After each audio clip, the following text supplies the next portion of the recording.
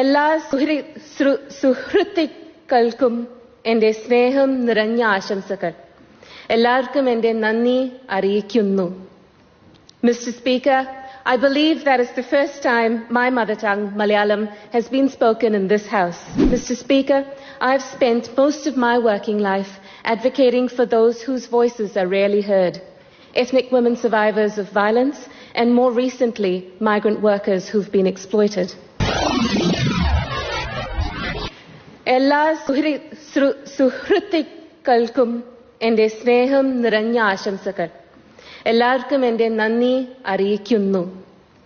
Mr. Speaker, I believe that is the first time my mother tongue, Malayalam, has been spoken in this House. I extended my heartfelt thanks and wishes to everyone, to all those who have supported me on my journey to Parliament, including the Malayali community in New Zealand. I have the honour of being the first Indian-born woman Labour MP, possibly the first who has grown up in Singapore.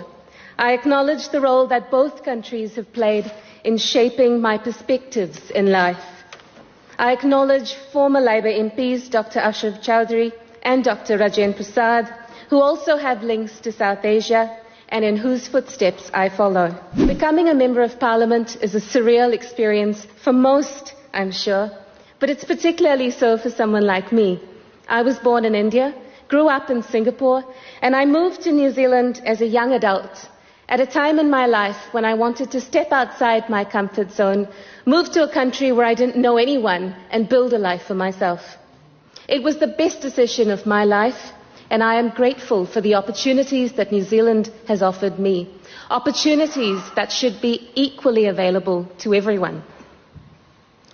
It's often said that the greatness of a nation and its moral progress can be judged by the way it treats its most marginalized.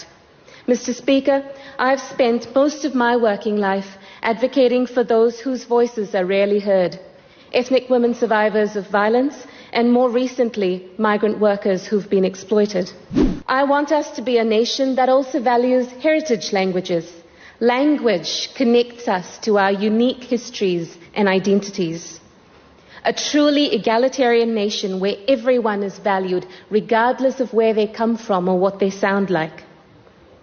Where migrants don't feel that they have to change their names to be considered for jobs that they're qualified for. Where people from different ethnic communities are well represented in leadership roles. Our collective strength lies in our diversity. We are strong because of our diversity and not in spite of it. Mr. Speaker, it's often said that we stand on the shoulders of those who have gone before us. I acknowledge the role that my extended family has played in shaping who I am today. My maternal great-grandfather was a unionist and a proud member of the Socialist Party in India. Both he and my maternal grandfather were medical doctors who treated those who couldn't afford treatment for free. I've been brought up in a family that for generations believed that it is our duty to value everyone equally and to serve those who are less privileged.